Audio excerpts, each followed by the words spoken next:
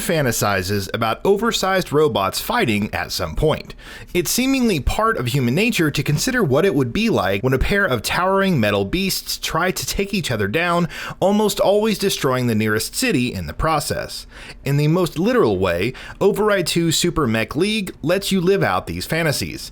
The sequel to 2018's Override Mech City Brawl, Super Mech League, brings a primarily melee-focused combat system to the skyscraper-sized mechs duking it out.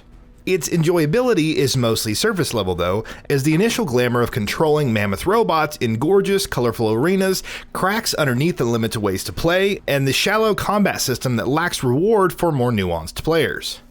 Override 2 Super Mech League wastes very little time in getting you into the thick of things.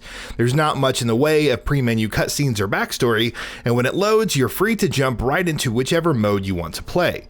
What acts as the campaign or career mode is the eponymous Leagues mode, which is the only true non-quick play mode, but it doesn't offer much in the way of lore or story. Effectively, this mode is just a structure for you to experience each of the different types of battles and rank up along the way. There aren't predetermined boss battles or major fights. Instead, before every battle, you're given the option of which event to participate in, whether it's a 1-on-1, 2-on-2, 4-player free-for-all, or another special type. The game doesn't force you to play any of them in any order, and because every match is so short, taking a max of 2-3 minutes, it's good to have such agency for the path you want to take.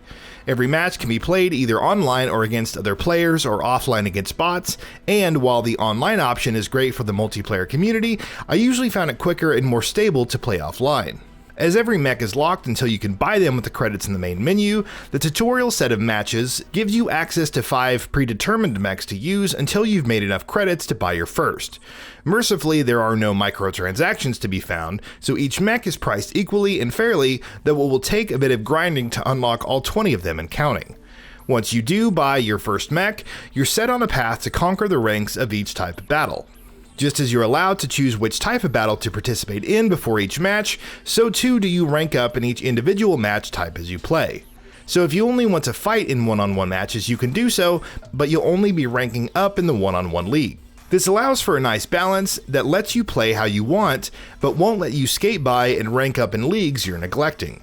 To spice things up and add a hint of real structure to the Leagues mode, you have an agent who talks to you between each round, offering what feels like mostly filler, but sometimes adding a helpful tip or two. Her most pressing information is the sponsors you can sign, which gives you specific goals to complete within a time limit.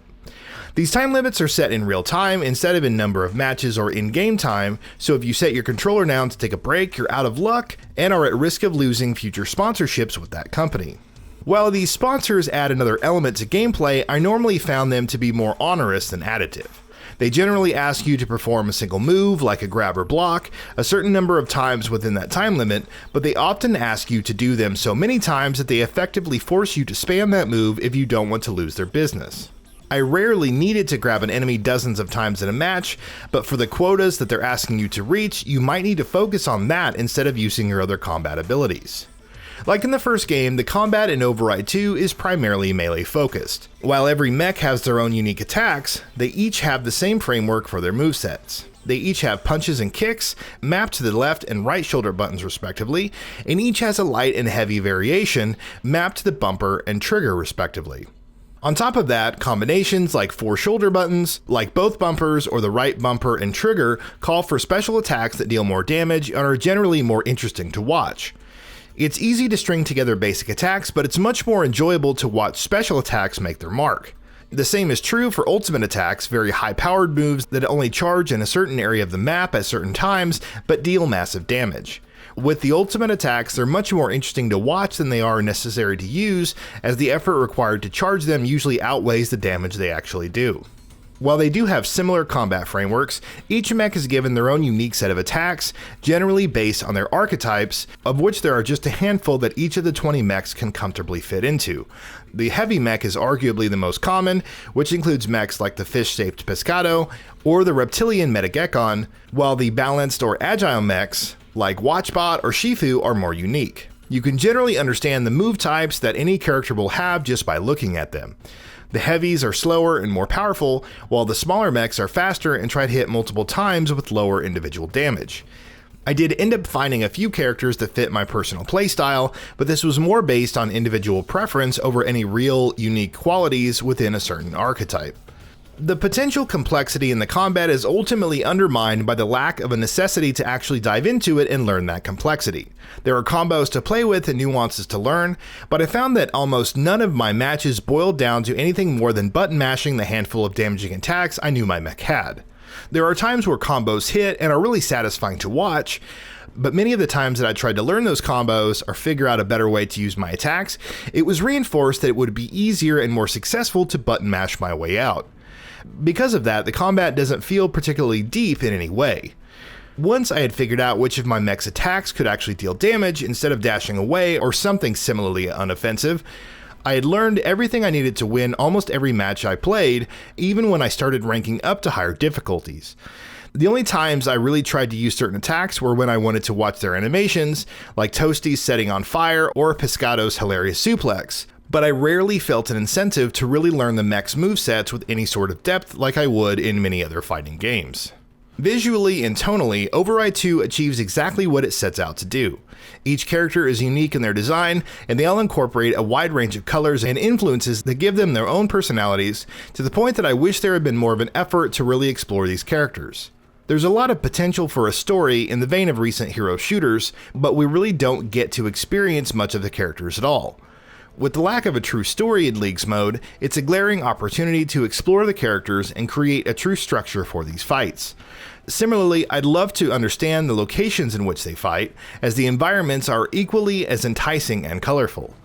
While they can feel too small for these specific matches, especially those with more than 2 fighters, each environment feels unique and along with each character is beautiful.